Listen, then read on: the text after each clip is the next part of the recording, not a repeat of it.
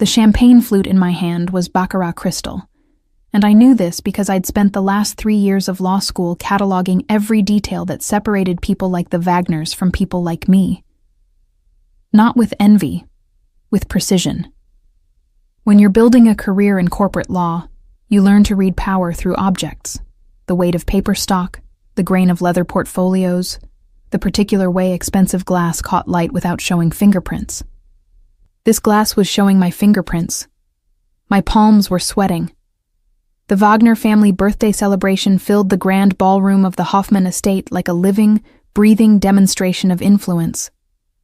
200 guests in designer evening wear, an orchestra that probably cost more than my annual salary, ice sculptures that would melt into irrelevance by midnight.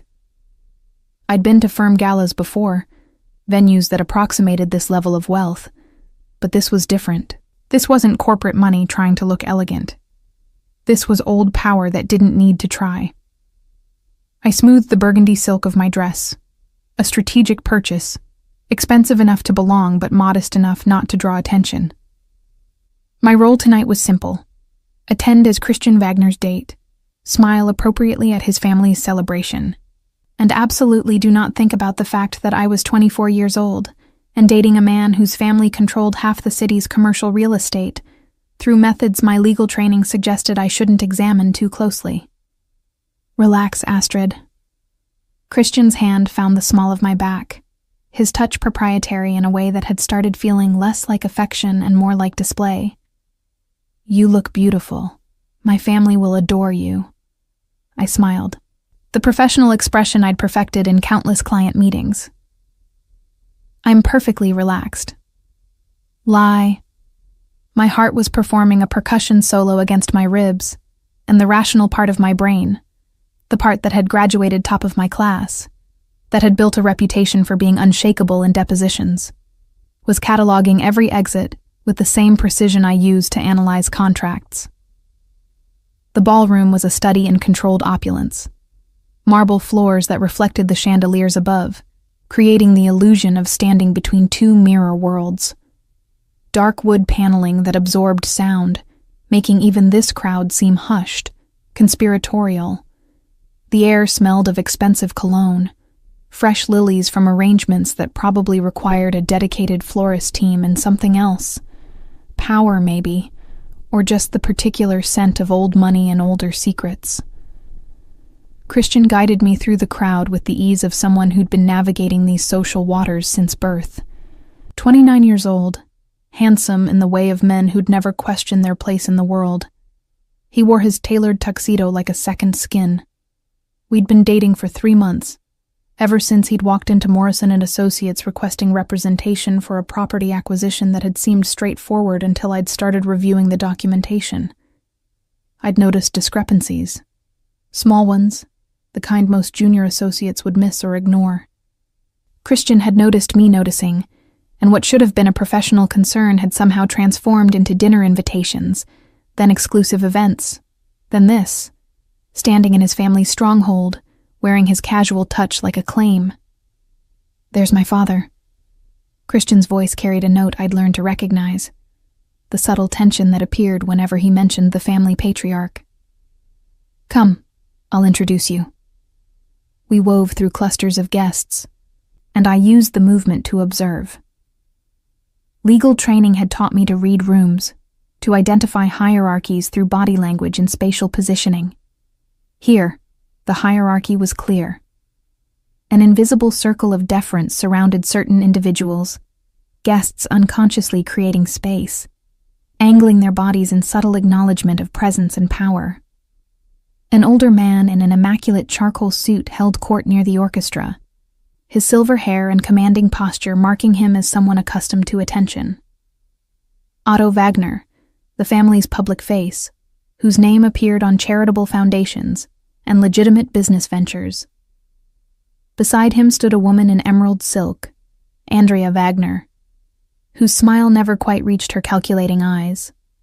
But it was the man standing slightly apart from the central gathering who made my breath catch. He was tall, perhaps 6'2", with dark hair styled back in a way that should have looked conventional, but instead emphasized the sharp angles of his face.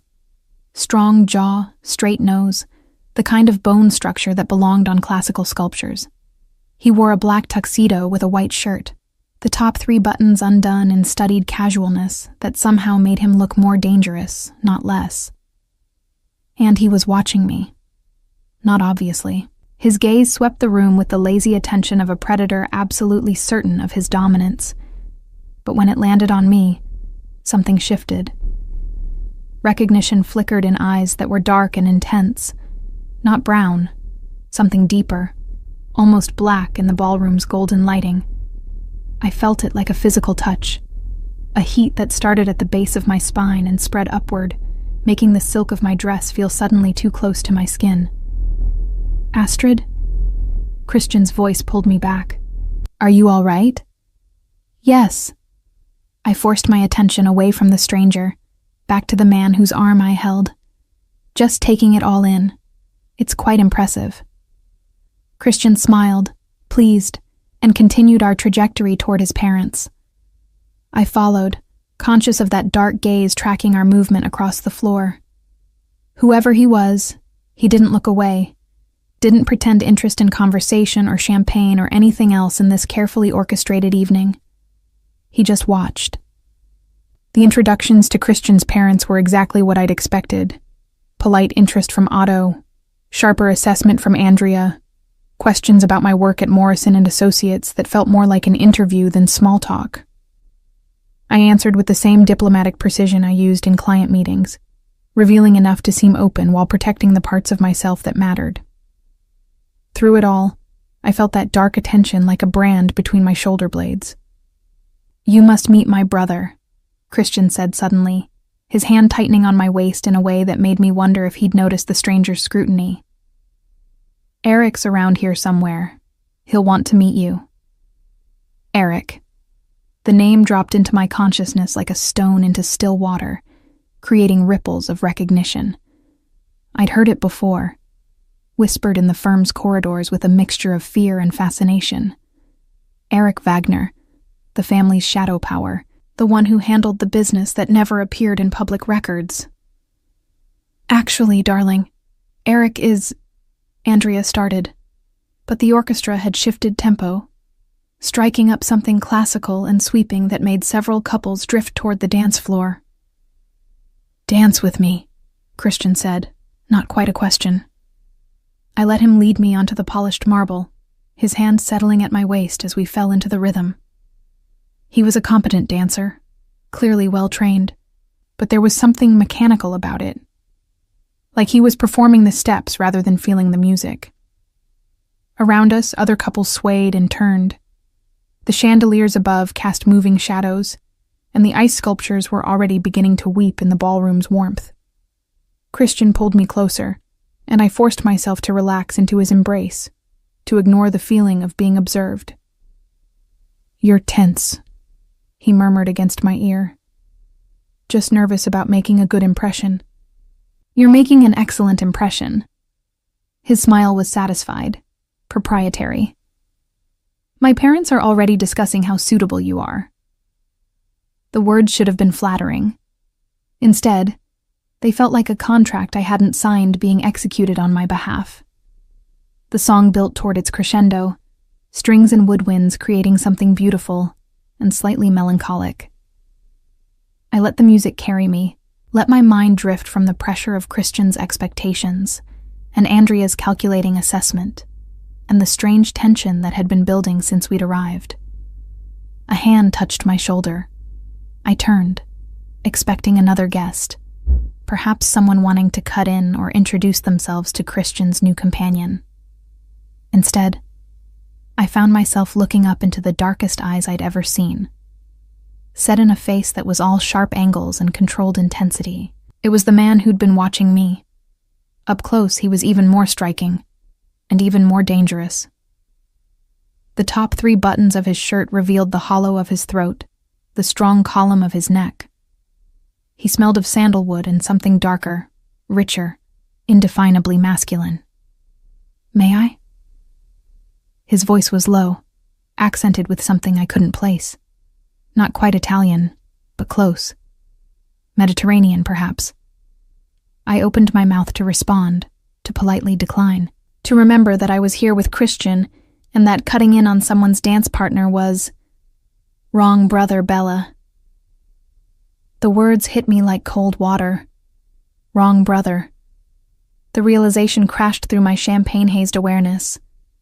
I'd been dancing with Christian, but my hand had reached for someone else's shoulder. This man's shoulder. Eric Wagner. The Don himself had just caught me mid-mistake, and instead of looking offended or amused, he looked pleased. Like I'd just done exactly what he'd been waiting for me to do. My voice came out breathless, unsteady in a way that made me furious with myself. I was Astrid Klein, top of my class, unshakable in depositions, and here I was stammering like a teenager at her first dance. Astrid is my date, brother. Christian's voice carried an edge I'd never heard before. Not quite anger, something sharper. Territorial. So I see. Eric's gaze never left my face. But your date appears to have excellent instincts. She reached for the right brother. The arrogance in that statement should have offended me. Should have made me step back, apologize for the confusion, return to Christian's safe, predictable embrace. Instead, something in me, some part I didn't recognize, didn't want to acknowledge, responded to the challenge in Eric's dark eyes. I made a mistake, I said, proud that my voice came out level despite my racing heart. The lighting in here creates shadows. I apologize for the confusion. Do you? His mouth curved into something that wasn't quite a smile. Apologize, that is. You don't look particularly sorry, Astrid Klein. He knew my name. Of course he knew my name. Eric Wagner probably knew everything about everyone in this ballroom, had files and dossiers and assessments that went far deeper than my resume at Morrison & Associates. I should return to my date. I took a deliberate step back, creating distance between myself and the magnetic pull of this man who'd appeared in my space like inevitability made flesh. Yes, you should. But he didn't move, didn't release me from the weight of his attention. Though I suspect you'll find yourself making the same mistake again. Some things are simply inevitable, Bella. The endearment should have annoyed me. Instead, it sent heat curling low in my stomach, a response I absolutely refused to examine. Christian's hand found my elbow, pulling me back into his orbit with more force than necessary. If you'll excuse us, Eric. Of course. Eric stepped aside with fluid grace, but his eyes tracked me as Christian led me away from the dance floor, away from the man who just turned a simple evening into something infinitely more complicated. We didn't speak until we'd reached the terrace doors. Christian pushed them open, and cool October air rushed in, cutting through the ballroom's stuffy warmth. I breathed deeply, trying to clear my head of sandalwood and dark eyes, and the feeling that I'd just stood at the edge of something dangerous. That was my brother, Eric, Christian said unnecessarily. His jaw was tight, his usual easy charm replaced by something harder. The family's troubleshooter. I gathered. I leaned against the stone balustrade, looking out over the estate's manicured gardens. Lanterns hung from trees, casting pools of golden light across pathways designed for romantic strolls and whispered confidences. He has a tendency to take things that don't belong to him. The bitterness in Christian's voice was new, revealing. But you're mine, Astrid. He needs to understand that. The possessiveness in those words should have been flattering. Instead, it felt like a cage closing, like I'd somehow become a pawn in a game between brothers I didn't fully understand. I'm not a thing to be taken, Christian. I kept my voice gentle but firm, the same tone I used when redirecting difficult clients. I'm a person who makes her own choices. Of course. He softened immediately, reaching for my hand. I didn't mean it like that. It's just... Eric has this effect on people, women especially. He takes what he wants, and he doesn't care who he hurts in the process. I thought about those dark eyes, the arrogant certainty in Eric's voice when he'd called me Bella, the way my body had responded despite every rational objection my mind had raised. "I'm not interested in your brother," I lied, the words tasting false even as I spoke them. "I'm here with you." Christian's relief was palpable. He pulled me close, kissing me with an intensity that felt more like claiming than affection. I kissed him back, trying to feel something beyond the pleasant warmth of companionship, trying to ignore the traitorous part of my brain that was comparing this kiss to the weight of Eric's gaze. When we pulled apart, I saw movement in the shadows beyond the terrace, a figure in a black tuxedo, watching from the darkness with predatory patience. Eric Wagner wasn't done with me. And the terrifying part, the part I couldn't acknowledge, couldn't accept, was that I wasn't sure I wanted him to be. The rest of the evening passed in a blur of introductions and small talk, but I felt Eric's presence like a compass point, always knowing exactly where he stood in the room. He didn't approach again, didn't try to cut in on another dance or manufacture another encounter. He didn't have to. We both knew something had shifted in that moment on the dance floor. Something inevitable, dangerous, and absolutely impossible to ignore. When Christian finally drove me home at midnight, I sat in the passenger seat of his Mercedes and stared out at the city lights, wondering what I'd just stepped into, wondering if that touch on Eric's shoulder had been a mistake or the most honest thing I'd done in months, wondering why wrong had never felt so dangerously right. The Monday morning after the Wagner birthday celebration, I arrived at Morrison & Associates to find a dozen white roses on my desk. No card, no signature, just perfect blooms arranged in a crystal vase that was probably worth more than my monthly rent. Karen Schmidt, my closest friend at the firm and the paralegal who kept my professional life from descending into chaos, appeared in my doorway with raised eyebrows and a knowing smile. "Secret admirer?"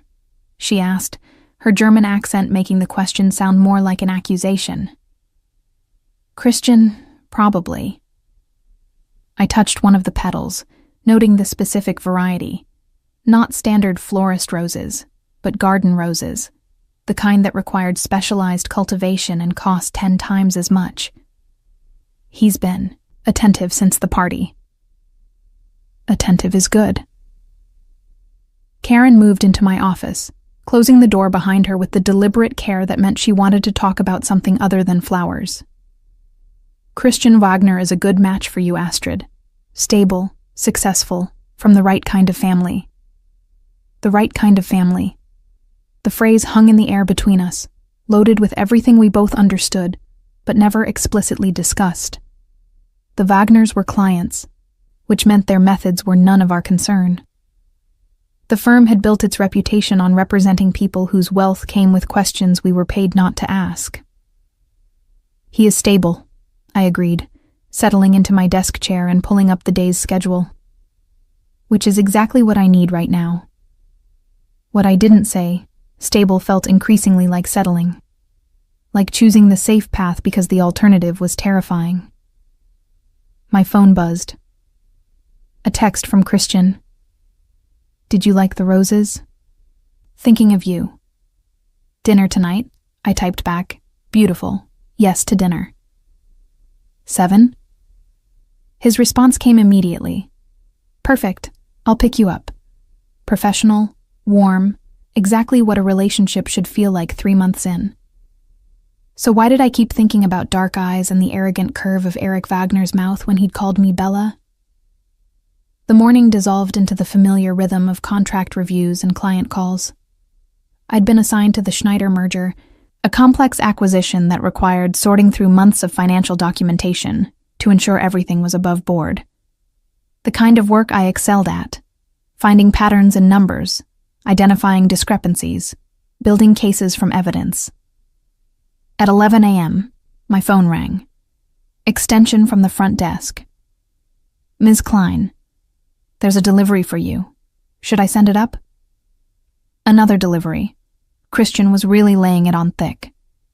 Yes, thank you. 5 minutes later, the receptionist appeared with a black box tied with burgundy ribbon. Not flowers this time.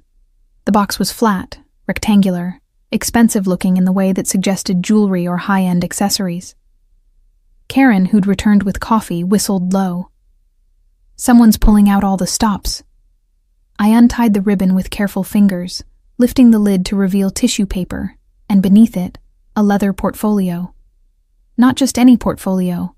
I recognized the grain immediately. Hermes, the kind of thing senior partners carried, not 24-year-old junior associates. Tucked inside was a single card in heavy cream stock. No printed logo, just a handwritten note in dark ink. For cataloging power, you'll need better tools. E.W. My hands went cold. E.W. Eric Wagner. What is it? Karen leaned closer, her expression shifting from curiosity to concern as she read the card. Astrid. That's from Christian's brother, isn't it? I closed the box quickly, my mind racing through implications. This wasn't a romantic gesture. This was something else entirely. A demonstration that Eric had been paying attention, that he'd heard my comment about cataloging power through objects, that he'd chosen this specific gift with deliberate precision. I met him briefly at the party, I said, aiming for casual and landing somewhere near defensive. He's just being welcoming. Family gesture. Eric Wagner doesn't make family gestures. Karen's voice dropped to a whisper, even though my office door was closed. Astrid, everyone knows about him. He's dangerous. Not in the way Christian is connected, but still respectable. Eric is different. Different how? She hesitated, weighing professional discretion against friendship. Let's just say the cases that never make it to official filing. The problems that solve themselves before litigation begins. The competitors who suddenly decide to sell at significant losses. That's Eric's domain. He's the family's real power. Christian handles the public face. Eric handles everything else. A knock on my door interrupted whatever response I might have given. Andreas Becker, one of the senior associates who'd been assigned as my unofficial mentor, stuck his head in.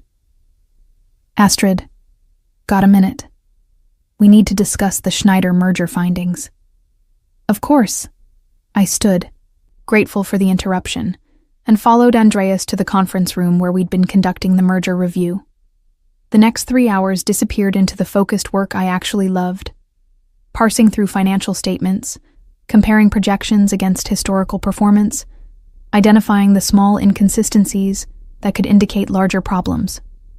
By 2 p.m., I'd found something concerning. A pattern of offshore transfers that didn't quite match the disclosed asset schedule. This could be nothing, Andreas said, reviewing my notes with the critical eye that had made him one of the firm's most valuable litigators. Or it could be very something. Good catch, Klein. We'll need to request additional documentation from Schneider's team. I nodded, making notes about the follow-up questions we'd need to address.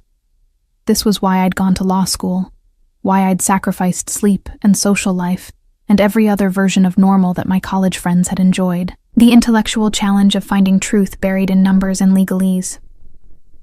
My phone buzzed again. Another text from Christian. Change of plans for tonight.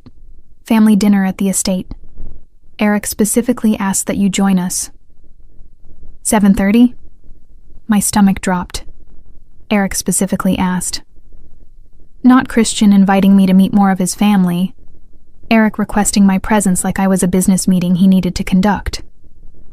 I stared at the message, knowing I should decline, should establish boundaries, should remember that I was dating Christian, and whatever had happened on that dance floor was a mistake to be forgotten, not explored.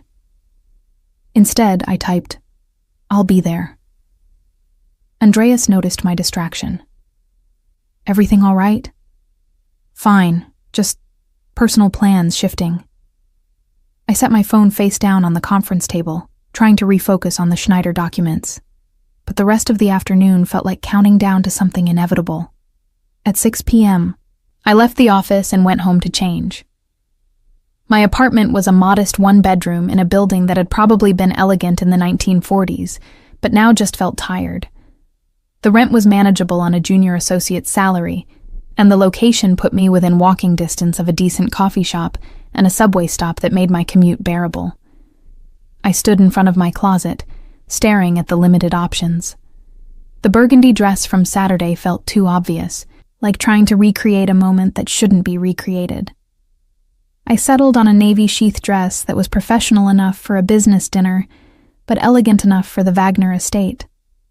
Karen called as I was applying minimal makeup. "Are you seriously going to this dinner?" Her disapproval carried clearly through the phone. "Christian invited me. It would be rude to decline." "Christian didn't invite you. His dangerous older brother requested your presence, and you're walking right into whatever game he's playing." "I can handle myself, Karen." "Can you?" She paused. "Because from where I'm standing, you're a brilliant lawyer who's never had someone like Eric Wagner decide to pay attention to you. And men like him don't send Hermes portfolios as casual gestures." She was right, of course. Everything Karen said was absolutely rationally correct. Eric Wagner was dangerous. This dinner was a terrible idea. I should cancel. Establish clear boundaries. Remember that I was building something stable with Christian.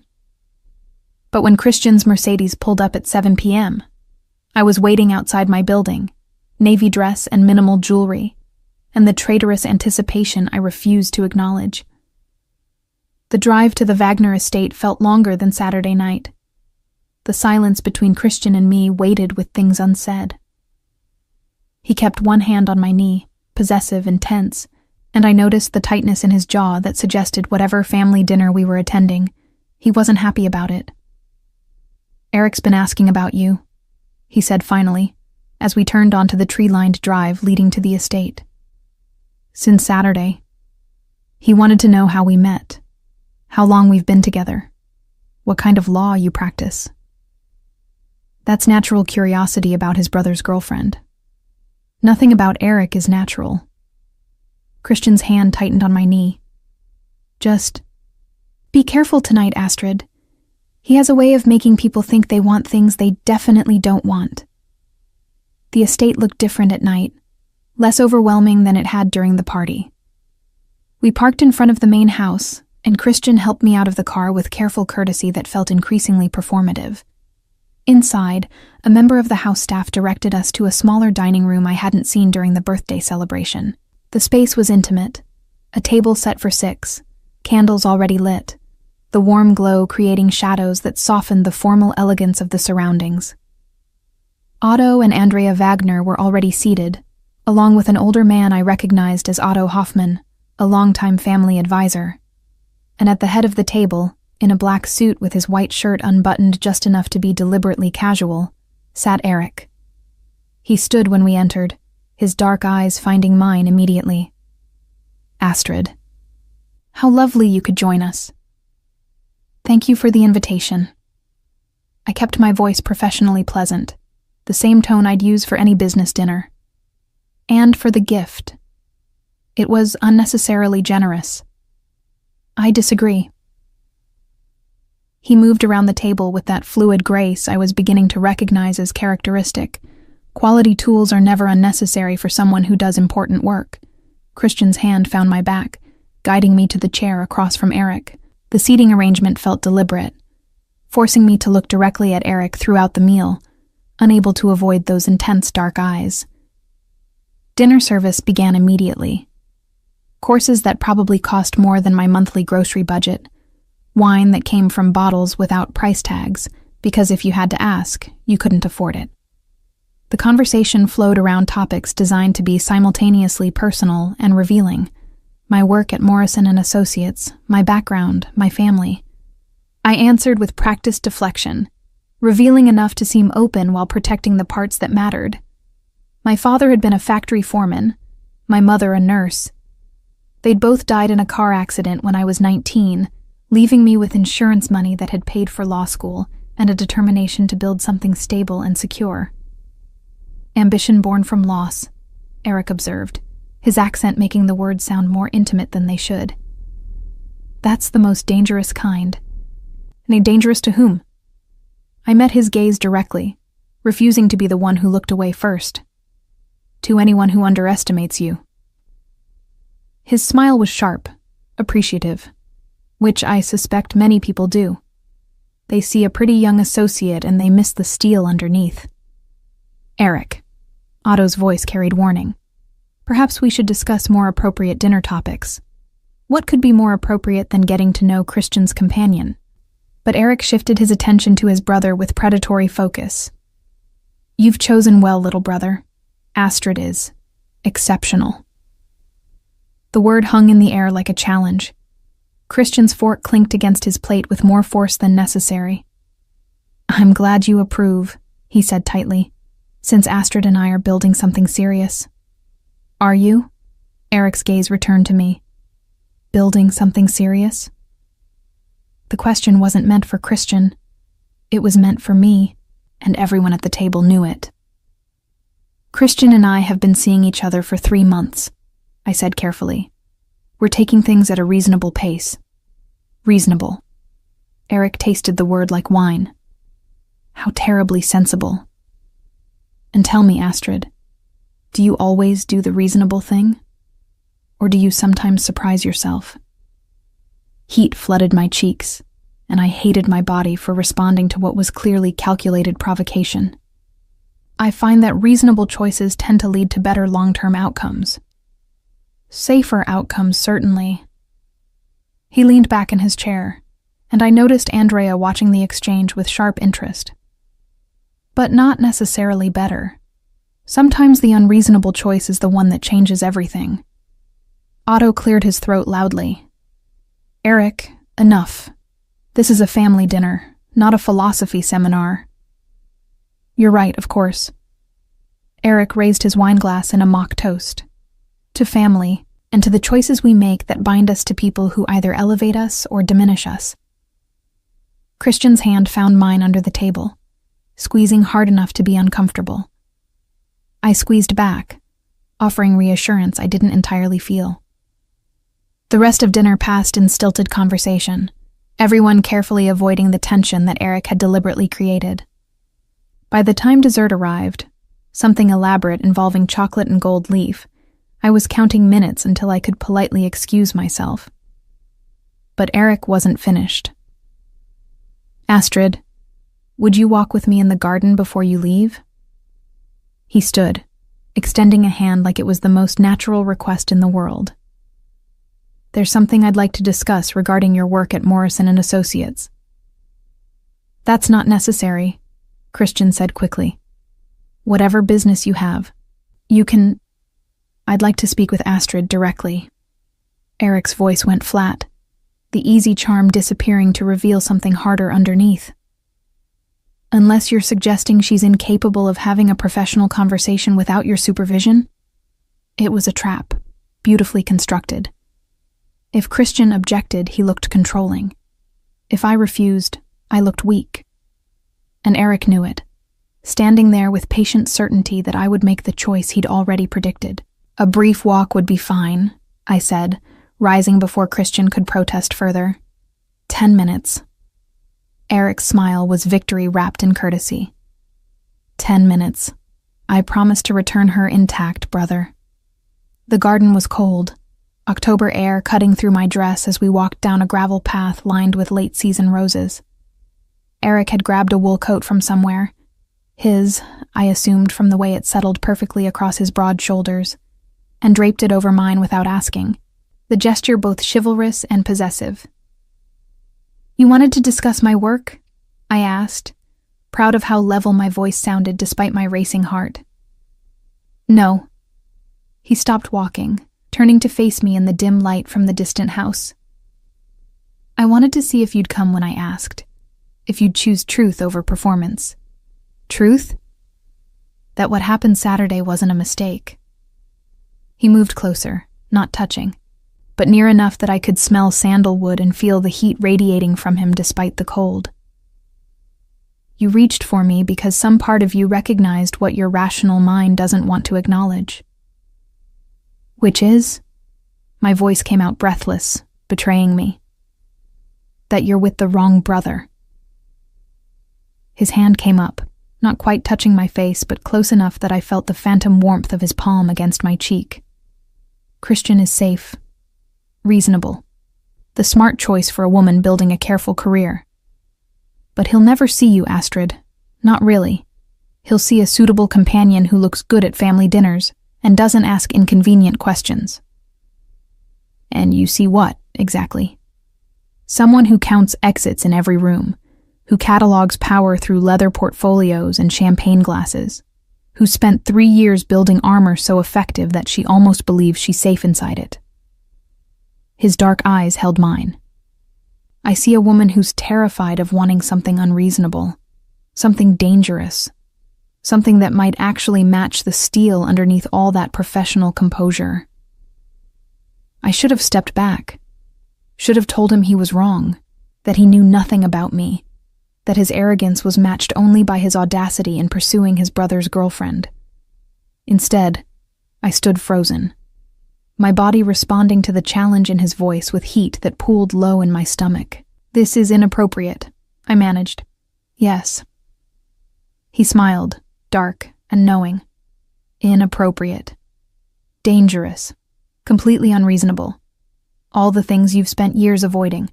And yet here you are, wearing my coat in a dark garden, not walking away. I should. You should. He echoed my words, still not touching, still maintaining that maddening distance that made me want to close it myself.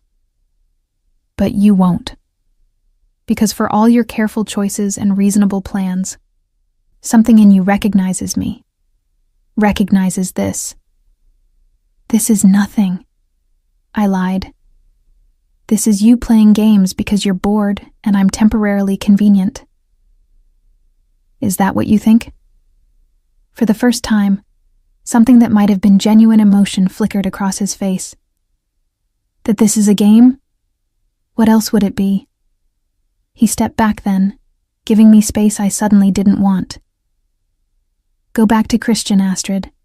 Enjoy your reasonable relationship with a safe brother. Build your careful life with someone who'll never push you, never challenge you, never make you question all those smart choices. I will. Good. But he was still smiling, that infuriating certainty back in his dark eyes. And I'll be here when you realize you're lying to yourself. When you finally acknowledge that safety isn't the same as satisfaction. When you're ready to stop settling for less than you deserve. I turned and walked back toward the house, leaving his coat behind on a garden bench, refusing to wear his warmth any longer. But even as I found Christian waiting anxiously in the foyer, even as we drove home in uncomfortable silence, I could feel Eric's presence like a brand between my shoulder blades. He was right about one thing. I was lying to myself. And the terrifying part was that I was starting to run out of lies that sounded convincing. 6 weeks after the garden conversation, I discovered exactly what kind of man Christian Wagner actually was, and exactly how wrong I'd been about safety versus danger. It started with the Schneider merger. The offshore transfers I'd flagged had turned into something bigger, requiring deeper investigation and additional documentation. Andreas had assigned me to coordinate directly with Schneider's legal team, which meant late nights at the office and detailed analysis that revealed an increasingly complex web of transactions. By mid-November, I'd identified a pattern that made my legal training set off every alarm. The transfers weren't just suspicious, they were structured to circumvent regulatory oversight, using shell companies and timing delays that suggested deliberate concealment. Not unusual for a merger this size, but enough to require disclosure to the acquiring company. I drafted a memo outlining the findings, recommending that we require Schneider to provide additional documentation before Morrison and Associates could sign off on the deal. Standard procedure, ethical obligation, the kind of work that separated legitimate firms from those that looked the other way. Christian read the memo in my apartment on a Tuesday night, his expression growing progressively darker as he scanned the pages. This could tank the entire merger, he said finally, setting the document down with careful precision. Billions of dollars, months of work, all because of some questionable transfers that probably have perfectly reasonable explanations. Then they can provide those explanations. I poured myself more wine, tired from another 14-hour day. Christian, this is my job. I can't sign off on something I know is problematic just because it's inconvenient. I understand that. He moved closer, his hand finding my waist. But before you submit this to Andreas, I'd like you to look at something else. Another angle that might give you more context. The something else arrived the next day. A set of documents from one of Christian's contacts. Detailed financial analysis that supposedly explained the offshore transfers as standard tax optimization strategies. Perfectly legal, just complex enough to look suspicious to someone without the full picture. I reviewed them carefully, my professional skepticism immediately identifying problems. The documentation was too neat, too perfectly aligned to counter my concerns, like it had been created specifically to provide cover rather than genuine explanation. Where did these come from? I asked Christian during lunch at an upscale restaurant he'd chosen specifically for its private booths. Schneider's team. They wanted to address your concerns directly. Why didn't they send them through official channels? Through Andreas and the formal merger review process? Christian's smile was easy, charming. Because going through official channels means delays and additional scrutiny. They're trying to expedite the process, Astrid. Help you see that your initial concerns were overblown.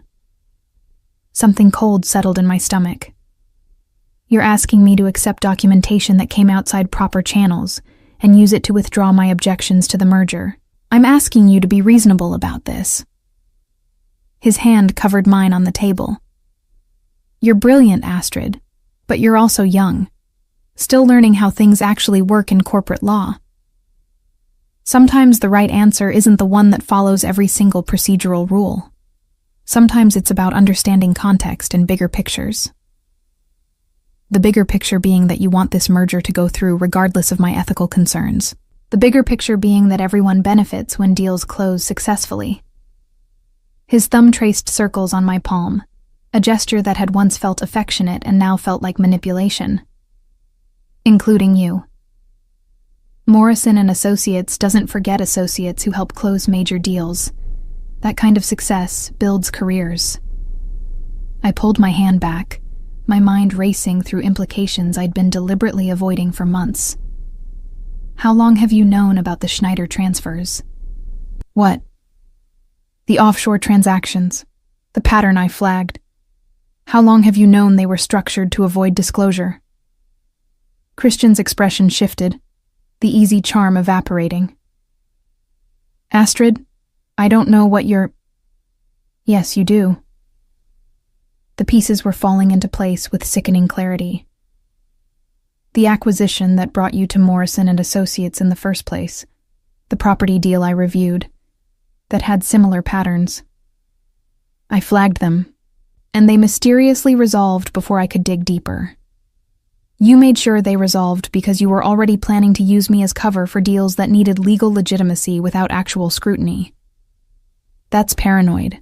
Is it? I stood, needing distance from him in this booth and the sudden understanding that I'd been played for months. Because from where I'm standing, it looks like you identified a talented junior associate with just enough ambition to be useful and not enough experience to recognize when she was being used. Sit down, Astrid. His voice went hard. You're making a scene. I'm leaving. I grabbed my coat, but Christian caught my wrist. If you submit that memo, you're making a mistake. Not a warning, a threat, barely disguised. Morrison and Associates has very specific ideas about associates who create unnecessary complications for valuable clients. You could damage your entire career over ethical concerns that more experienced lawyers know how to navigate. I yanked my wrist free, fury replacing the cold shock. Let me be absolutely clear. I will submit my findings because that's my job. If Schneider's transfers are legitimate, they can prove it through proper channels. If they're not, then this merger deserves to fail. And if Morrison and Associates has a problem with me doing my job ethically, then I don't want to work there anyway. Christian's eyes went cold, all pretense of affection vanishing. You're making an enemy of the wrong family, Astrid. Then I'll take my chances. I walked out of the restaurant, shaking with adrenaline and fury, and the bitter understanding that Christian had never seen me as a partner or even a genuine romantic interest. I'd been a useful tool, nothing more. The memo went to Andreas that afternoon. By the next morning, the Schneider team had withdrawn their merger application entirely, citing unexpected complications that made the timing no longer viable. The deal collapsed, and with it, months of billable hours and partner bonuses that Morrison and Associates had been counting on. I expected consequences. Got them immediately. Friday afternoon, Andreas called me into his office with the careful expression of someone delivering bad news he agreed with but couldn't prevent. The partners have reviewed the Schneider situation, he said. Technically, you did everything correctly. Your analysis was thorough, your concerns were legitimate, and your ethical obligations were clear. But you also cost the firm millions in expected revenue and damaged our relationship with a valuable client family. He handed me a formal letter. The partners have decided it's best if we part ways. Effective immediately. You'll receive 3-month severance and excellent references for your work on other matters. Fired. For doing my job ethically. For refusing to be complicit in the kind of legal maneuvering that helped powerful people hide questionable transactions. I cleaned out my desk in numb silence, Karen hovering anxiously as I packed my few personal items into the same box I'd used when I moved in 18 months ago. This is wrong, she said, her voice shaking with anger. You did the right thing, Astrid. The partners are protecting their interests. I taped the box closed. Which is exactly what I'd expect. Christian Wagner carries more value than a junior associate with inconvenient ethics. What will you do? I honestly didn't know. My carefully constructed career path had just collapsed, and the relationship I'd invested 3 months in had been revealed as manipulation from the start. I was 24 years old, unemployed, and apparently naive enough to mistake calculated charm for genuine interest. Figure it out, I said with more confidence than I felt. I always do. But that night, alone in my apartment with job search websites open and my savings account looking distressingly finite, I let myself acknowledge the full scope of how thoroughly I'd been played. Christian had identified exactly what I wanted. Stability, career advancement, a relationship that looked like success. And he'd used those desires to make me complicit in ethical compromises I would have rejected from anyone else. My phone buzzed. A text from an unknown number. I heard about Morrison and Associates. Come to the address below tomorrow at 10 a.m. E.W. Eric. Of course Eric would know I'd been fired before I'd even told my closest friends. Of course he'd have my personal number despite me never giving it to him. Of course he'd reach out now, when I was vulnerable and angry and questioning every choice I'd made. I should delete the message, should block the number, should remember that Eric Wagner was dangerous in ways that made Christian's manipulation look like amateur hour. Instead, I stared at the address he'd sent. A building in the financial district I recognized as housing several high-end law firms, and felt something shift inside me.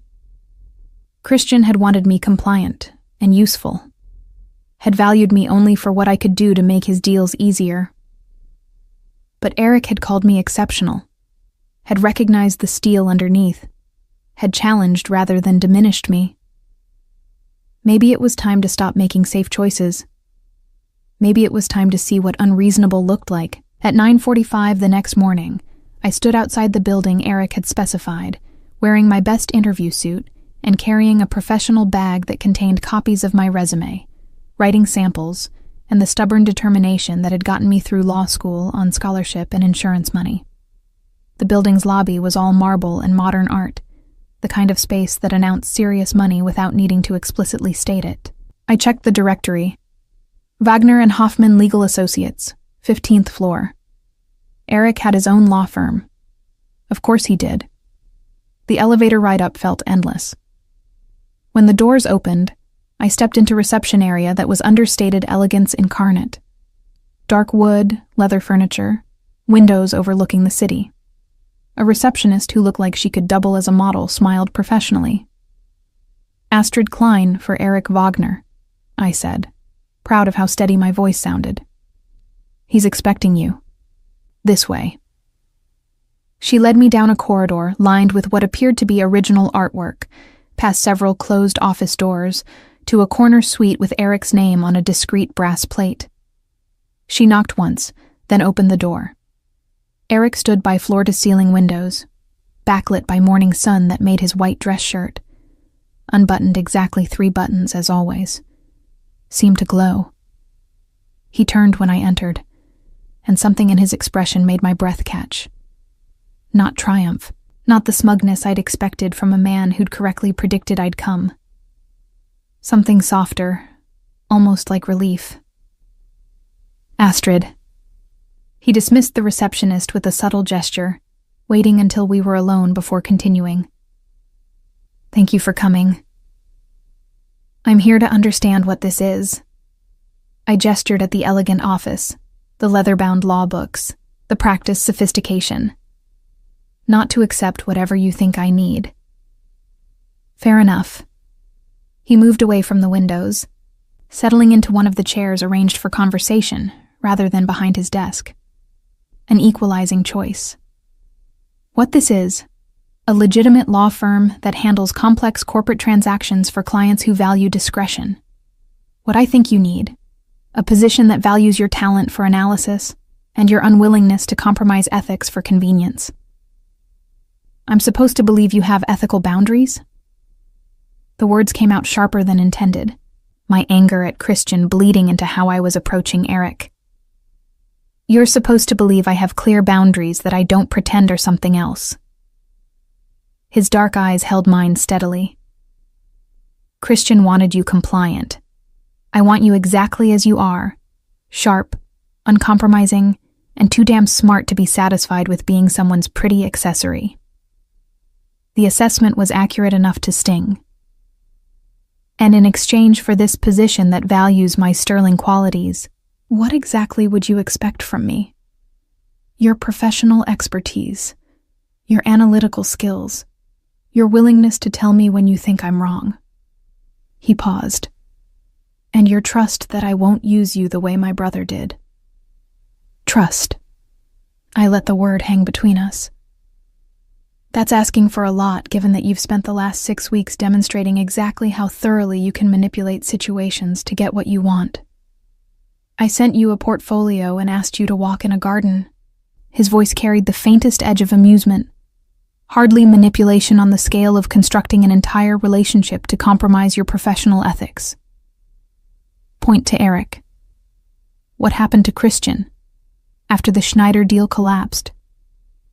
He's currently explaining to our father why his attempt to use a promising young attorney as cover for questionable transactions resulted in lost business and damaged relationships.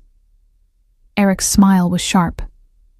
I imagine that conversation is going poorly. You got him in trouble. I simply ensured that accurate information about his methods reached the appropriate ears. What our father chooses to do with that information is entirely his decision. Justice through family politics. I should have found it distasteful. Instead, I felt a dark satisfaction that Christian was facing consequences for treating me as expendable. The position, I said, forcing myself to focus on practical considerations. What would it actually entail? Corporate transactions for clients who need creative but legal solutions to complex problems. Contract review and negotiation. Occasional litigation support when deals go wrong. He leaned forward slightly. No offshore shell games, no regulatory circumvention, no asking you to look the other way. Just sophisticated legal work that requires someone smart enough to find legitimate paths through complicated situations. And if I find something I consider unethical, then you tell me, and we address it. I don't need an attorney who rubber stamps everything, Astrid. I need someone whose judgment I can trust, even and especially when that judgment contradicts what I want to hear. The offer was almost exactly what I'd wanted when I'd started at Morrison & Associates. Challenging work, real responsibility, a position that valued competence over compliance. Except this time, it came from a man I was attracted to in ways that made Christian's calculated charm look like pale imitation. "I can't work for you," I said finally. "Not like this. Not with whatever this tension is between us unresolved." "Then let's resolve it." Eric stood, moving to his desk and pulling out a document. "Hypothetically speaking, if the tension between us wasn't a factor, would you want this position? Would it represent the kind of legal career you actually aspire to?" I considered the question honestly, setting aside my awareness of his presence and the heat that curled low in my stomach every time he looked at me with those dark, intense eyes. Yes. Hypothetically, this would be exactly the kind of work I want to do. Good. He set the document on the coffee table between us. "Then, here's my proposal. You work for me on a trial basis. 3 months. Separate office, professional boundaries, no personal complications. At the end of 3 months, if you're satisfied with the work and my conduct, you make a permanent decision. If not, I provide excellent references and help you find a position elsewhere." "And the tension?" "Remains unresolved until you decide you want to resolve it, on your terms, in your timing." His expression was serious, none of the usual arrogant certainty. "I'm not Christian, Astrid. I don't need to manipulate you into wanting me. Either you eventually will or you won't. Either way, you'll still be an exceptional attorney who deserves better than what you've been offered so far." I picked up the document, an employment contract with Wagner and Hoffman Legal Associates. The salary was nearly double what I'd been making at Morrison & Associates. The benefits were comprehensive. The specific duties listed matched exactly what Eric had described. 3 months, I said slowly. Professional boundaries. And if at any point I feel uncomfortable with anything, work-related or otherwise, I can walk away with no consequences. You have my word. A dangerous man's word.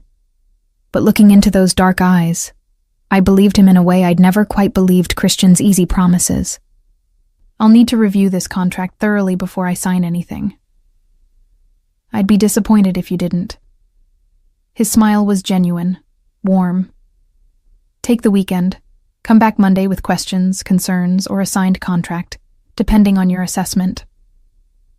I gathered my things, tucking the contract into my professional bag alongside the resume I wouldn't need. At the door, I paused. "Eric, why are you doing this? And don't tell me it's just because I'm exceptionally talented. You could hire any number of exceptionally talented attorneys who don't come with complications." True. He stood by the windows again, silhouetted against the city skyline. But none of them make me want to be better than I am. None of them challenge me with every conversation. And none of them touched my shoulder on a dance floor and changed everything I thought I wanted. The honesty in those words undid something in my chest. I was reaching for Christian. No. His dark eyes held mine across the office. "You were reaching for me. You just didn't know it yet." I left before I could respond, before I could acknowledge how right he was. 3 days later, I signed the contract and started my new position at Wagner and Hoffman Legal Associates. Professional boundaries firmly in place. Attraction acknowledged but unacted upon. Working for a man who saw my steel and valued it rather than trying to disguise it as something softer and more manageable. It should have been simple. It should have stayed professional. But 6 months of working side by side with Eric Wagner taught me exactly how impossible it was to keep wanting something unreasonable from transforming into needing something essential. And when Christian's jealous retaliation finally came, it was Eric I trusted to protect me. Even knowing that protection would come with a price, I was no longer sure I wanted to avoid paying. 6 months into working at Wagner and Hoffman Legal Associates, I'd learned several important things about Eric Wagner. He was brilliant in ways that made contract negotiation feel like chess played at expert level. He demanded excellence, but provided the resources and support to achieve it. He never asked me to compromise my ethics, and the few times I'd flagged concerns, he'd listened and adjusted course. And he wanted me with an intensity that made our professional boundaries feel increasingly like a flimsy barrier against inevitable collapse. May brought unseasonable heat to the city. I'd been handling a complex acquisition for one of our international clients, working late most evenings to coordinate across time zones. Eric often stayed late too, our offices on the same floor, meaning we'd occasionally cross paths in the kitchenette or exchange brief conversations about case strategy. Tonight, I'd been reviewing contracts until nearly 9, my eyes burning from screen fatigue and my shoulders tight with tension. The office was quiet, most of the staff having left hours ago. I packed up my laptop, ready to face the late subway ride home, when Eric appeared in my doorway. "Working late again?" he observed. "Not a question. International clients require international hours." I slipped my laptop into my bag, acutely conscious of how his white dress shirt, 3 buttons undone, sleeves rolled to his elbows, made him look less like a corporate attorney and more like something dangerous pretending at civilization. "I'm ordering dinner. Join me." Again, not quite a question, but his tone suggested he'd accept refusal. I should have refused. Should have maintained the professional distance we'd carefully constructed over the last 6 months. But I was hungry, tired, and honestly craving his company in ways that went beyond collegial appreciation. "What are you ordering?" "Italian. There's a place in Little Italy that delivers even this late. The owner owes me a favor." Of course he did. Eric's network of people who owed him favors was extensive and slightly terrifying in its reach. We ate in his office, sitting at the conversation area rather than his desk, maintaining the professional pretense even as the late hour and shared meal made it feel increasingly personal. The food was exceptional, handmade pasta, the kind that required hours of careful preparation, served in containers that suggested the restaurant had packed it like they were feeding someone important. "Tell me about the Kozlov acquisition," Eric said, twirling pasta with practiced ease. "Are they being honest about their compliance history?"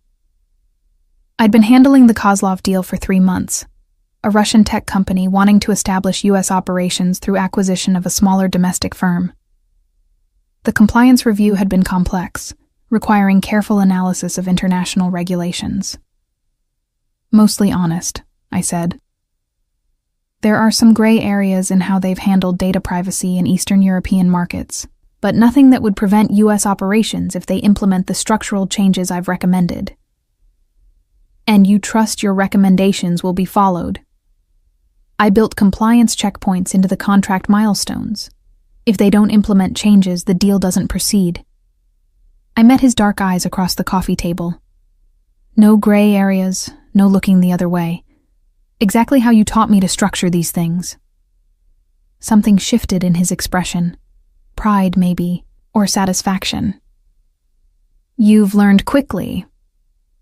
I had a good teacher who actually wanted me to succeed, rather than just be useful. The reference to Christian hung in the air between us.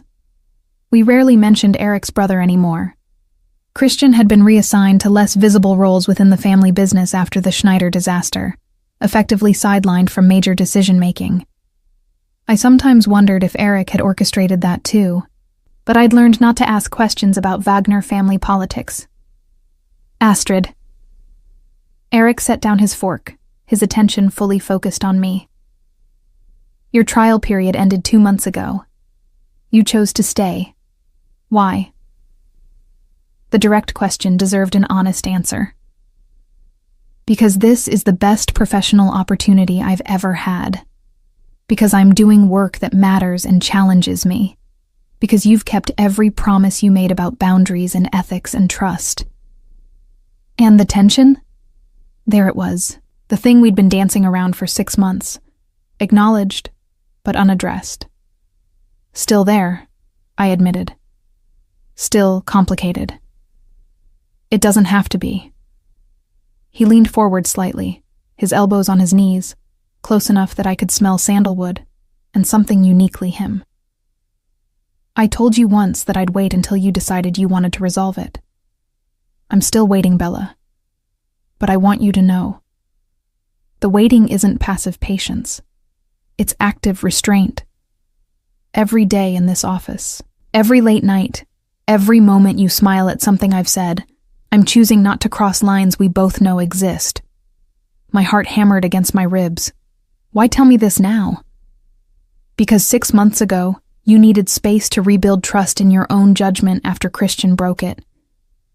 You needed to prove to yourself that you could work with me without it being about attraction or manipulation, or any of the games he played. His dark eyes held mine. But you've proven that, Astrid. You're here because you're exceptionally talented, and this work fulfills you. The attraction is separate. It exists, but it doesn't define why you stay. And if I told you I wanted to keep things professional, that I don't want to complicate a good working relationship with personal involvement, then we'd continue exactly as we have been. Professional boundaries, collegial respect, and I'd find a way to manage wanting you that doesn't make your professional life uncomfortable. He paused. But I don't think that's what you want. You're very certain about what I want. I'm certain about what I observe. The way you lean forward when we're discussing case strategy.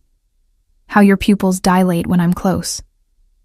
The fact that you volunteered to handle the Kozlov deal specifically because it meant working late when I'm here. His smile was knowing. You want me too, Astrid. You're just afraid of wanting something that feels dangerous. He wasn't wrong. 6 months of proximity had transformed initial attraction into something deeper, more complicated. I'd learned Eric's patterns, how he thought through problems, the precise way he crafted arguments, the rare moments when his controlled facade cracked to reveal the intensity underneath. And I'd stopped pretending I didn't want to know what that intensity would feel like, directed entirely at me. It would be dangerous, I said quietly. You're dangerous, Eric, in ways that make Christian's manipulation look like child's play. Yes, no denial, no softening. I'm dangerous because I play for keeps, because I don't do things halfway, because when I decide I want something, I'm relentless about achieving it. But I'm also honest about who I am. I won't pretend to be safe or reasonable or any of the things you thought you wanted before you realized those things weren't actually satisfying. And what happens when you decide you don't want me anymore? When the conquest is complete and the novelty wears off? The question had been gnawing at me for months. Eric Wagner could have anyone. Beautiful, sophisticated, from his world in ways I wasn't. What happened when he got bored with the junior associate who'd challenged him briefly before inevitably falling into his orbit like everyone else? Eric stood, moving to the windows that overlooked the city lights. Do you know what I see when I look at you? He didn't wait for my answer. Someone who rebuilt her entire career after being betrayed, who took a risk on working for me when conventional wisdom said that was insane, who calls me on my bullshit in contract negotiations and refuses to back down when I push back, who's brilliant enough to run intellectual circles around most attorneys twice her age, but humble enough to keep learning. He turned to face me. That's not novelty, Astrid. That's partnership. The kind that doesn't wear off because it's built on mutual respect rather than just attraction. Yes, I want you physically. Have since the moment you touched my shoulder thinking I was Christian. But I also want your mind, your ethics, your sharp observations about power structures. I want the whole complicated, exceptional package. I stood too, needing to be on equal footing for this conversation. If we do this, if I stop fighting this attraction, everything changes. Our professional relationship, our power dynamic, the way people see us working together. Yes. I could lose credibility I've been rebuilding. People might think I slept my way into this position. They might. Until they work with you, and realize you're here because you're exceptional at what you do." He moved closer, still not touching. "But I won't lie and say there won't be complications. My world is complicated, Astrid. My family's business has aspects you've carefully avoided examining too closely. Dating me means accepting that you'll see things that challenge your neat categories of legal and illegal. Are you asking me to compromise my ethics again? No." His voice was firm. "I'm asking you to trust that I won't put you in situations that require you to compromise. You'll see the gray areas of what I do, yes, but I'll never ask you to be complicit in anything that crosses your lines. You've proven those lines are non-negotiable. I respect that." The honesty was both reassuring and terrifying. Eric was offering me exactly what I'd claimed to want since that first night at the Wagner birthday celebration. Recognition of my competence, respect for my ethics, a partnership that didn't require me to diminish myself. The fact that it also came with heat and intensity, and the promise of something that would absolutely be dangerous was just part of the package. "I don't know how to do this," I admitted. "I don't know how to be with someone like you without losing myself." "Then we figure it out together." He finally closed the distance, his hand coming up to cup my face with devastating gentleness. "I'm not asking for capitulation, Bella. I'm asking for partnership. You keep your steel, your ethics, your brilliant mind. I get to be the person who appreciates all of it, instead of trying to soften it into something more manageable." His thumb traced my cheekbone, and I felt myself leaning into the touch, despite every rational objection. This was Eric Wagner, dangerous and powerful and absolutely not safe. This was my boss, complicating an already complex professional relationship. This was everything I should be running from. But his dark eyes held mine with an intensity that made my breath catch, and I realized something fundamental. I was tired of running, tired of choosing safe over satisfying, tired of pretending I didn't want exactly this. Him, complicated and dangerous and honest about all of it. "One condition," I said, my voice steadier than I felt. "Name it." "If this doesn't work, if the personal relationship fails, I keep my position here. You don't make me leave. Don't make staying unbearable. I've rebuilt my career once. I won't do it again because we couldn't navigate a breakup professionally." "Agreed." No hesitation. "Though I should warn you, I don't plan on this failing. When I decide I want something long-term, I'm very good at making it work." Arrogant. Confident. His smile was dark and knowing. "There's a difference." I rose on my toes, closing the final inches between us, and kissed him. Not tentatively, not questioning, but with the same decisiveness I brought to every other important choice. If I was going to do this, I was going to commit fully. Eric responded immediately, his hand sliding into my hair as he deepened the kiss with an intensity that made my knees weak. This wasn't the practiced charm Christian had offered. This was raw and demanding and absolutely mutual. Two people who'd been circling each other for months, finally allowing the attraction to become action. When we broke apart, both breathing hard, Eric rested his forehead against mine. "Dinner tomorrow night," he said, voice rough. "Somewhere that's not this office. A real date, Astrid. Let me do this properly." "Properly?" I couldn't help but laugh. "We've been working together for 6 months. I think we're past properly." "Humor me. I want to take you somewhere beautiful, buy you dinner that costs too much, and pretend this started conventionally instead of with you mistaking me for my brother at a family party."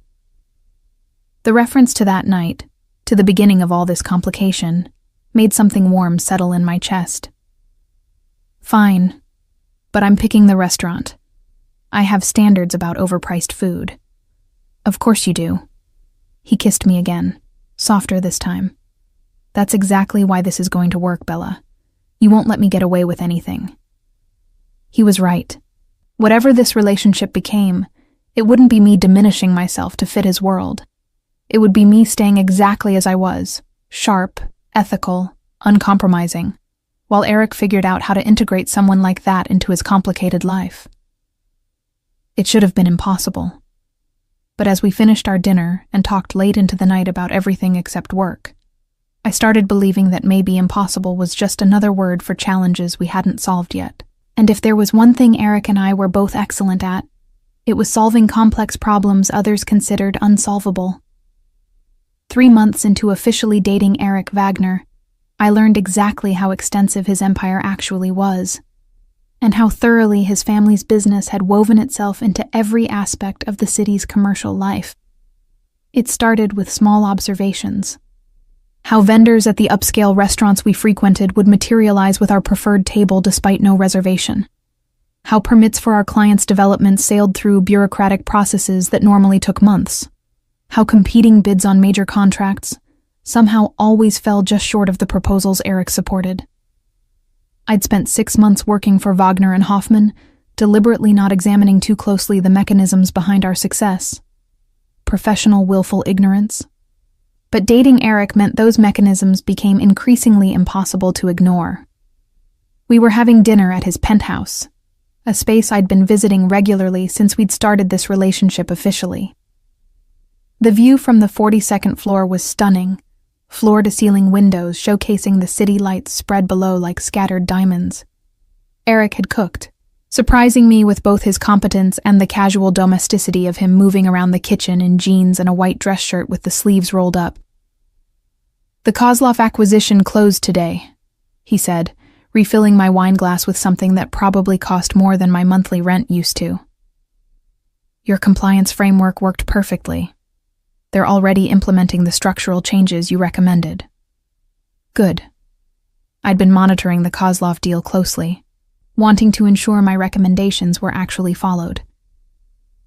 Their general counsel called this afternoon to thank me specifically for the clear guidance. Apparently, most attorneys just tell them what won't work without offering viable alternatives. That's because most attorneys think in terms of obstacles rather than solutions. Eric settled beside me on the leather sofa, his arm draping casually around my shoulders. You think in terms of how to achieve legitimate goals through proper channels. It's rare. It's basic professional ethics. In theory. His smile was sardonic. In practice, you'd be surprised how many attorneys view ethics as suggestions rather than requirements. I thought about Morrison and Associates, about Christian's casual assumption that I'd compromise my standards for convenience. Not that surprised, actually. We ate in comfortable silence for a few minutes, the kind of easy companionship that had developed surprisingly quickly. Eric was intense in professional settings, all controlled power and strategic thinking. But in private, he relaxed in ways that revealed someone more complex than the dangerous reputation suggested. "I need to tell you something," he said finally, setting down his fork. "About the family business. Things you've been deliberately not asking about." My stomach tightened. "Eric, I told you. I don't need to know details about aspects that might compromise my legal position. What I don't know, I can't be forced to testify about. I'm not asking you to be complicit." His dark eyes were serious. "But I want you to understand what you're choosing to be part of. Full disclosure, Astrid. Then you decide if you can live with it." Part of me wanted to refuse, to maintain the comfortable ignorance that let me sleep at night. But I'd built this relationship on honesty and mutual respect. If Eric was offering truth, I owed it to both of us to hear it. "Okay," I said quietly. "Tell me." What he revealed over the next hour was both better and worse than I'd imagined. The Wagner family had built their empire through a combination of legitimate business acumen and strategic leverage. They didn't run drugs or engage in violence. But they absolutely used information, connections, and carefully applied pressure to ensure favorable outcomes for their interests. "Think of it as aggressive capitalism," Eric explained. "We identify what people need, permits, financing, political support, and we provide it. In exchange, They provide future considerations, votes on zoning boards, priority processing for our projects, favorable terms on contracts. Nothing explicitly illegal, but everything dancing along the edges of what's acceptable. It's corruption, I said flatly. Sophisticated, plausibly deniable corruption, but corruption nonetheless. Yes, no denial, no softening. My father built this network over 40 years. I inherited it, refined it, made it more subtle and harder to prosecute. We've never been charged with anything, because we're very good at operating within technical legality, while achieving outcomes that circumvent the spirit of the law. I processed this, my legal training automatically cataloging the implications. And Wagner and Hoffman Legal Associates legitimately helps clients navigate complex regulations. You've seen our work, Astrid. We don't fabricate compliance. We find legal paths through complicated situations.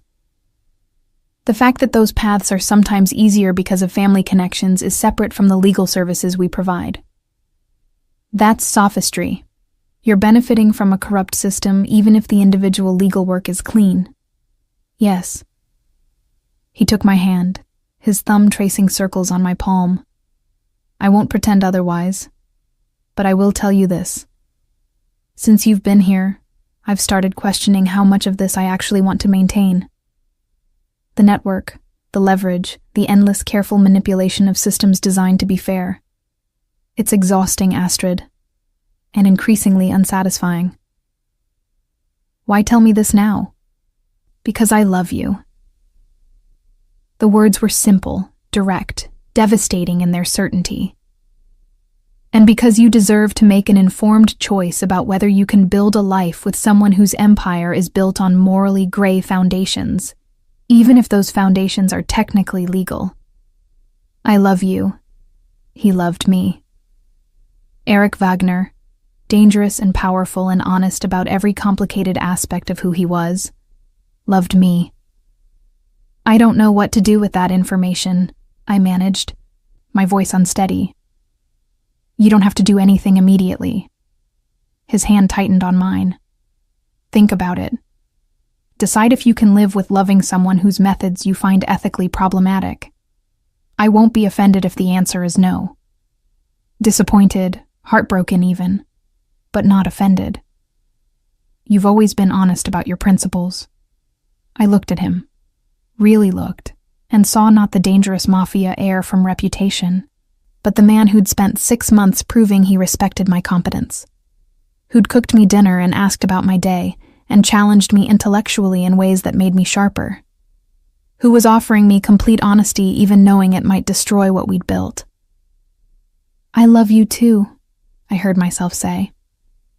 Which is possibly the stupidest thing I've ever admitted given what you just told me about your business practices. His smile was relieved, genuine. Love has never been accused of being particularly rational. No. I laughed despite the weight of everything he'd revealed. But I need to think about the rest. About whether I can be with someone whose empire I find ethically problematic, even if I love the person at the center of that empire. Fair enough.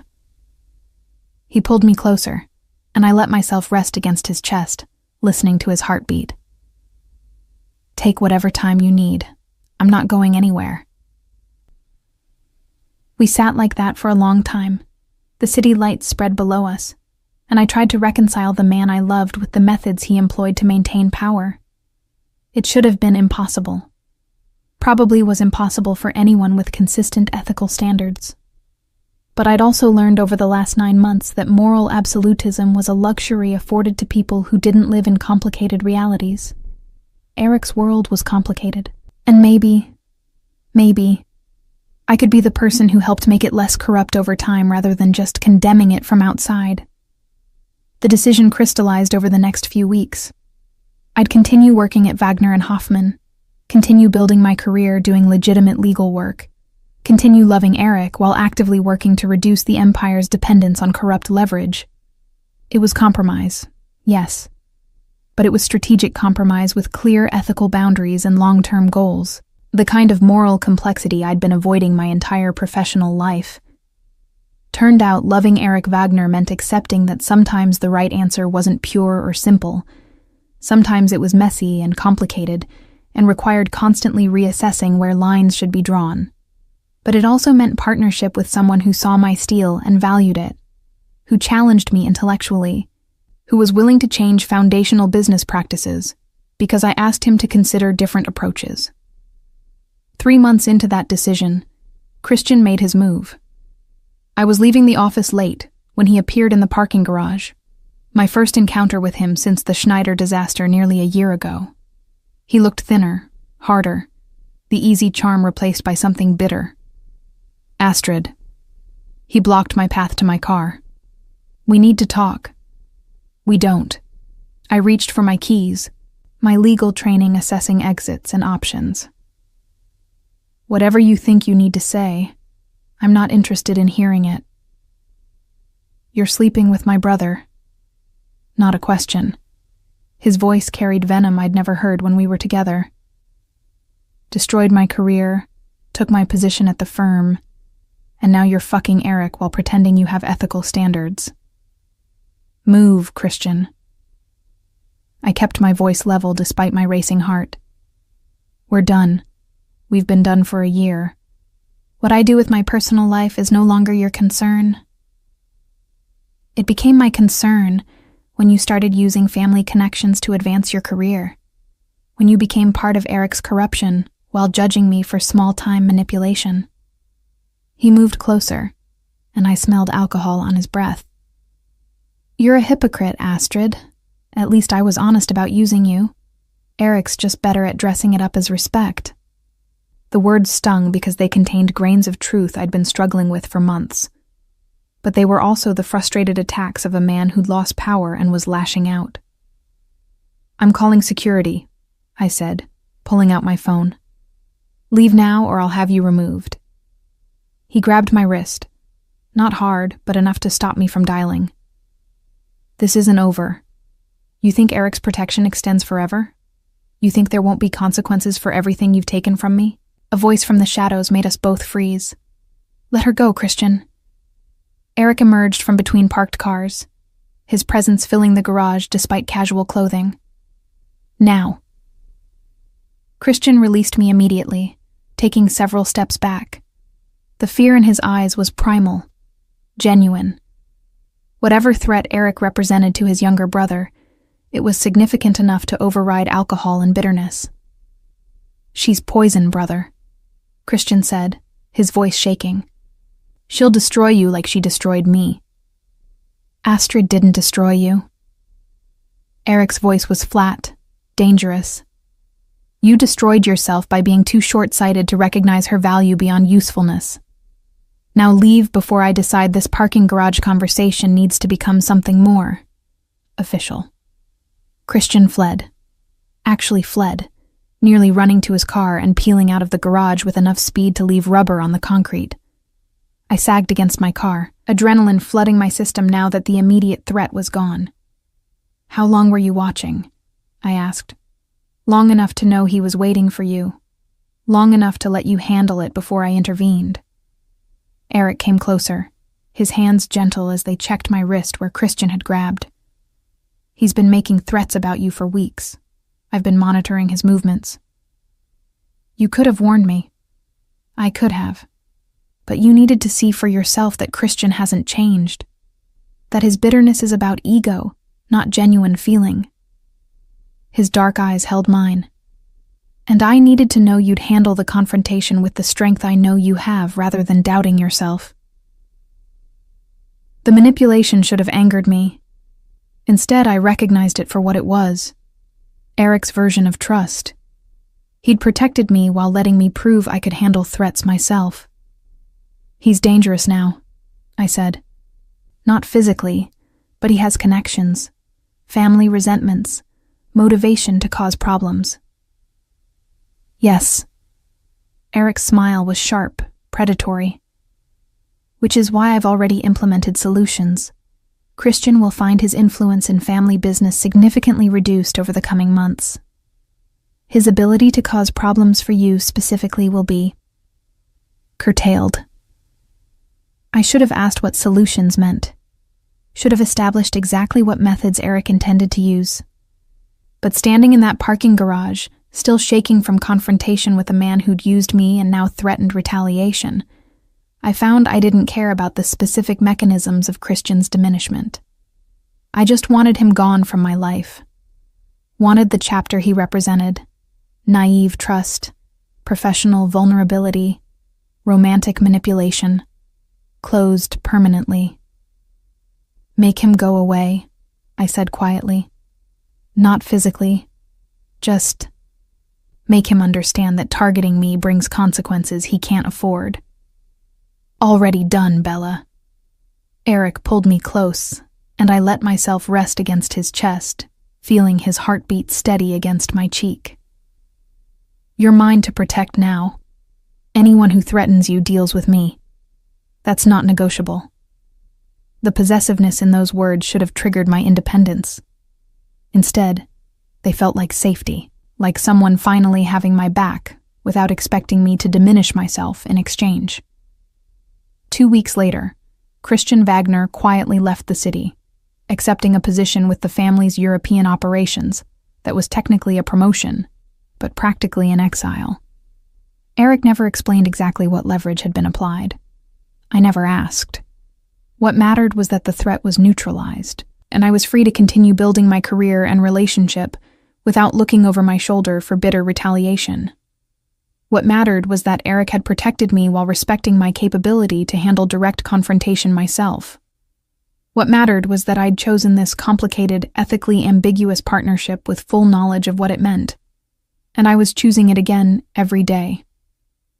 The web had closed around me, yes, but I was discovering that being caught in Eric's web meant being seen, protected, and valued in ways I'd never experienced. And if that meant living with moral complexity, I was starting to think the benefits outweighed the philosophical concerns. 10 months into our relationship, on a crisp March evening, everything changed. I was at Eric's penthouse, having moved in 3 months prior after my lease ended, and the pretense of maintaining separate residences had become obviously pointless. We'd fallen into comfortable domesticity, me working on case files at the dining table, him reviewing contracts from the sofa, Chinese takeout containers scattered between us. My phone rang. Unknown number. I almost declined, but something made me answer. Ms. Klein? A woman's voice, professional but urgent. This is Detective Karen Schmidt from the Financial Crimes Division. We need to speak with you about your employment at Wagner and Hoffman Legal Associates. Ice flooded my veins. Karen Schmidt, my former colleague from Morrison and Associates who'd become a friend. Except this wasn't my friend calling. This was law enforcement. I think you have the wrong person, I said carefully, every instinct from my legal training activating. My friend Karen works in private practice, not law enforcement. Your friend Karen is actually Detective Schmidt, the voice said. She's been undercover at Morrison and Associates for the last 3 years, investigating potential connections between legitimate law firms and organized crime networks. You were never a target, Ms. Klein, but your current employer is. The room tilted. Karen, my friend, my confidant, the person I'd trusted with details about Christian, about Eric, about my ethical struggles with Wagner family business practices, had been law enforcement all along. I'm hanging up now, I managed. If you want to speak with me, contact me through proper legal channels. Ms. Klein, wait. You're not in trouble. We know you left Morrison and Associates on ethical grounds. We know you've been working legitimately at Wagner and Hoffman. But we have evidence that Eric Wagner has been using the firm to launder money for family operations, and we believe you may have unknowingly processed transactions related to criminal enterprise. We need your cooperation. I ended the call, my hands shaking. Eric had looked up from his contracts, his expression shifting from concern to calculating as he assessed my reaction. What happened? I told him. Every word. The call, the revelation about Karen, the accusations about money laundering, the request for cooperation. He listened without interrupting, his face going progressively harder. "They're fishing," he said finally, "looking for leverage to pressure you into testifying against me. The call wasn't official because they don't actually have evidence. They're hoping you'll panic and volunteer information." "Is it true?" The question came out small, frightened. "The money laundering. Define laundering." He stood, moving to the windows that overlooked the city. "Every transaction we process is documented. Every client payment is legitimate compensation for legal services. If some of those clients are using our services as part of broader financial strategies that move money between legitimate and less legitimate sources, that's not something I can control." "That's lawyer speak, Eric. Yes or no? Are we laundering money?" He turned to face me. "We are providing legal services to clients whose business practices include complex financial structures. Some of those structures exist to avoid taxes legally. Some exist to move money between enterprises in ways that obscure origins. We do the legal work. What clients do with that work is beyond our ethical obligation to monitor." "That's still yes. It's complicated, yes." He crossed to where I sat, kneeling so we were eye level. "Astrid, I've never asked you to sign off on anything illegal. Every contract you've reviewed, every transaction you've processed, has been legitimate on its face. If law enforcement wants to make the case that the aggregate effect is money laundering, that's a complex legal argument that would require proving intent to conceal criminal proceeds. Intent they can't prove, because it doesn't exist in the work you've done. But it exists in the work the firm does collectively." "Possibly. Probably." He took my hands. "But you're insulated from that. You do clean legal work for clients who may or may not have dirty money somewhere in their financial ecosystem. That doesn't make you complicit." I wanted to believe him, wanted to accept that I'd maintained ethical boundaries even while working in Eric's morally gray world. But the fact that law enforcement was investigating, that my friend had been undercover for years, suggested the situation was more serious than Eric was acknowledging. "I need to think," I said. "I need to figure out what this means for my career, for my legal obligations, for everything." "Of course." He stood, giving me space. "But Astrid, whatever you decide, know this. I love you. That's not contingent on your cooperation or silence or anything else. If you need to walk away from Wagner and Hoffman to protect your career, I'll help you find another position. If you need to cooperate with law enforcement to clear your name, I won't hold it against you. Your well-being comes first." The words should have been comforting. Instead, they highlighted exactly how impossible this situation was. If I cooperated with law enforcement, I'd be betraying the man I loved. If I refused to cooperate, I'd be potentially obstructing justice. There was no clean choice, no ethically pure path forward. Over the next week, I consulted with Andreas Becker, my former mentor from Morrison & Associates, who'd left the firm around the same time I'd been fired. He'd built a successful practice representing whistleblowers and employees caught in corporate misconduct. "The fact that they haven't officially contacted you yet suggests they're still building their case," he explained over coffee at a cafe far from both Wagner and Hoffman and any Wagner family properties. "They're hoping you'll voluntarily cooperate before they have enough evidence to compel testimony." "What should I do?" "Legally? Nothing. You haven't been served with a subpoena. You haven't been accused of anything. Until they make an official move, you have no obligation to respond to fishing expeditions." "And morally?" He studied me carefully. "That's a different question. Do you believe Wagner and Hoffman is knowingly participating in money laundering?" I thought about the last 10 months of work. The clients I'd served, the contracts I'd reviewed, the transactions I'd processed. Had there been red flags I'd ignored? Patterns I'd deliberately not examined too closely? "I believe we provide legal services to clients with complex financial situations," I said slowly. "Whether those situations cross into criminal territory isn't something I'm positioned to assess without much deeper investigation." which is exactly what law enforcement wants you to do. Turn investigator against your employer. Andreas leaned forward. Astrid, you're in an impossible position. Eric Wagner is your boss and your partner. Cooperating with law enforcement means destroying both relationships. But refusing to cooperate could mean becoming complicit in covering up financial crimes. What would you do? I'd ask myself, what can I live with? Can you live with potentially helping conceal criminal activity because you love the person who might be committing it?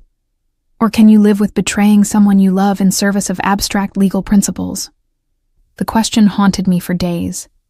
Eric gave me space, didn't pressure, didn't try to influence my decision. But I felt his worry in the careful way he watched me, in the gentle touches that said, I'm here when you're ready. 2 weeks after the initial call, I made my decision. I invited Karen, Detective Schmidt, to meet me at a neutral location. She came alone, looking exactly like the friend I'd known, except now I could see the law enforcement training and how she assessed the coffee shop's exits, how she positioned herself with her back to the wall.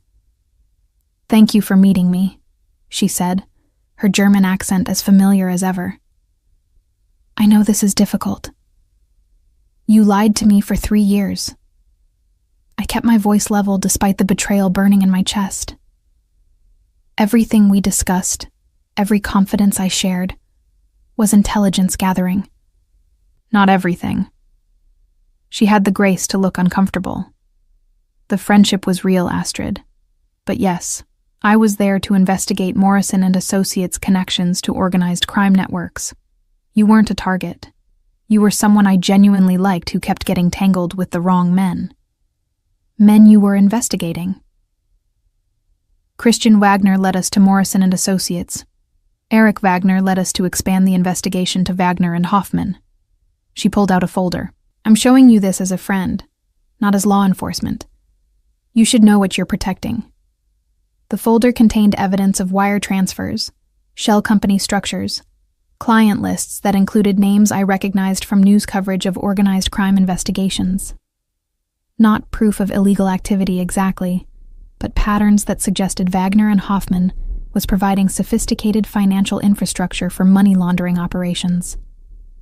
Eric told me we provide legal services, I said. That what clients do with those services is beyond our ethical obligation. That's the defense his attorneys will use when we indict, and it might work for him. He's very good at maintaining plausible deniability. But Astrid, you're a brilliant attorney. You know the difference between genuinely not knowing and deliberately not looking. Which one have you been doing? The question cut, because it was exactly what I'd been asking myself. Had I genuinely not known? Or had I chosen comfortable ignorance because acknowledging the truth would require choosing between my career and the man I loved? What do you want from me? I asked. Testimony about the transactions you processed. Details about how Wagner and Hoffman structures client services. Evidence that Eric Wagner was directly involved in creating the financial infrastructure we believe is facilitating money laundering. She paused. In exchange, we offer complete immunity and help relocating you away from the Wagner family's influence. You want me to destroy the man I love and the career I've rebuilt. I want you to tell the truth about what you've witnessed. Whether that destroys anything depends on what that truth actually is. I stared at the folder, at the evidence of patterns I'd been deliberately not examining, at the proof that my comfortable moral compromise had been built on willful ignorance. I need to think about it. We can give you 1 week. After that, we'll proceed with the investigation with or without your cooperation. But Astrid, if you're not cooperating, we'll have to treat you as potentially complicit rather than an innocent witness. That's not a threat. It's just legal reality. I left the meeting and went directly to Eric's penthouse. He was waiting, having obviously known exactly where I'd been and why. She showed you evidence, he said. Not a question. She showed me patterns that suggest Wagner and Hoffman is facilitating money laundering. She wants my testimony in exchange for immunity. And you're considering it. I should be considering it. Legally, morally, that's the right choice. I moved to the windows, looking out at the city we both knew so well. But Eric, if I testify, I'll be destroying everything you've built, everything your family has constructed over generations. I'll be betraying you. He came to stand beside me, not touching, just present. You'd also be doing your legal duty, protecting yourself from criminal prosecution, choosing ethics over personal loyalty. Since when do you advocate for me betraying you? Since I realized that I love you more than I love my empire. His voice was quiet, certain. If testifying is what you need to do to protect your legal career and ethical standing, then do it, Astrid. I'll handle the consequences. You shouldn't have to compromise your principles because I've built my success on moral gray areas. The honesty of it, the genuine willingness to sacrifice his business for my ethical comfort, undid something in my chest.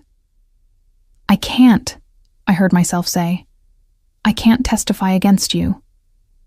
Astrid, not because I'm choosing loyalty over ethics, because I genuinely don't know enough to testify meaningfully. I turned to face him.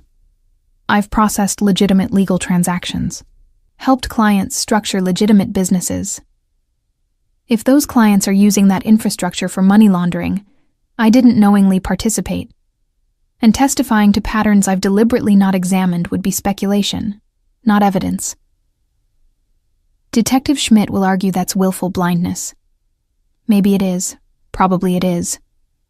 I took his hands, feeling the strength in them. But I'm choosing to believe that doing clean legal work in a potentially compromised firm doesn't make me criminally complicit.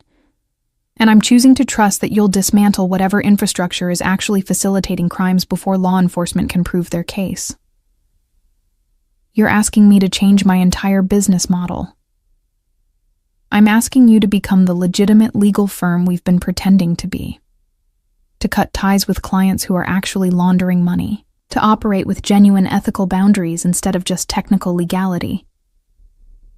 I held his gaze. Can you do that? For us? For a future that isn't constantly looking over our shoulder for investigations? He was silent for a long moment, his dark eyes searching mine. It would mean losing significant revenue, alienating family connections, rebuilding the firm from scratch with different client base. Yes. It would mean proving to you that I'm willing to change fundamental business practices because you've asked me to consider different approaches. Yes. It would mean choosing you and potential future over the empire my father built. Yes. His smile was slow, genuine. Then yes, I'll do it. We'll rebuild Wagner and Hoffman as a genuinely legitimate operation. Cut the questionable clients. Implement real compliance structures, become the firm you've believed we could be. I kissed him then, relief and love and terror combining into something that felt like hope. Over the following months, Eric systematically dismantled the Wagner family's financial infrastructure. Not publicly, not in ways that would expose past wrongdoing, but decisively.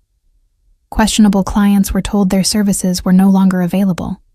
Complex financial structures were simplified or dissolved. The firm's practices were restructured around genuine ethical compliance. It cost the family millions, created rifts between Eric and his father that would take years to repair, made enemies of associates who'd benefited from the old system. But it also created something new. A law firm that actually lived up to its stated principles. A business model that didn't require constant vigilance against investigation. A future where I could practice law without moral compromise. Detective Schmidt's investigation continued for another year, but without my testimony, and without current criminal activity to prosecute, the case gradually lost momentum. No charges were filed. The investigation quietly closed with a report suggesting past misconduct that couldn't be sufficiently proven. Eric and I married 2 years after that first dance, the one where I'd reached for the wrong brother and found the right man. Small ceremony, close friends only, no performance of family dynasty or social obligation. Just two people who'd chosen each other despite every rational objection, who'd rebuilt careers and businesses and moral frameworks to create something that worked despite being impossible. Just partnership built on honesty, even when honesty meant acknowledging uncomfortable truths. Just love that survived investigation and family rifts, and the constant tension between what was legally permissible and what was morally right. 3 years later, standing in the office of Wagner and Klein Legal Associates, Eric had insisted on the name change, said the firm needed to reflect partnership, not just his family legacy. I still sometimes wondered if I'd made the right choices. If refusing to testify had been ethical compromise or principled stand. If changing Eric's business model had been genuine reform or just sophisticated cover. If loving someone dangerous had made me complicit in dangers I'd convinced myself I could manage. But then Eric would appear in my office doorway, coffee in hand, and case law to discuss. And I'd remember why impossible had always been just another word for challenges we hadn't solved yet. We were solving them. Together. Imperfectly, sometimes uncomfortably, but honestly. And in the end, maybe that was what moral complexity actually meant. Not finding pure answers, but building partnerships that made better questions possible. The city spread below my windows, and I knew Eric was somewhere in this building doing the same work, defending clients' interests through legitimate means, building success without exploitation, proving that dangerous men could become better without losing the intensity that made them magnetic. Wrong brother, he'd said that first night, but he'd been right about so much else. And sometimes getting the wrong thing first was exactly what led you to figure out what right actually meant. Thank you for joining Astrid and Eric on this journey from a mistaken touch to a love that transformed everything. Their story reminds us that sometimes the wrong choice leads us exactly where we're meant to be, and that real partnership means accepting complexity without losing ourselves. If this story touched your heart, please click like to support more tales of strong women and the dangerous men who learn to deserve them. What would you do if you accidentally reached for the wrong brother at a party and discovered he was exactly the right man? Share your thoughts in the comments below. I love hearing your perspectives on these complicated romances.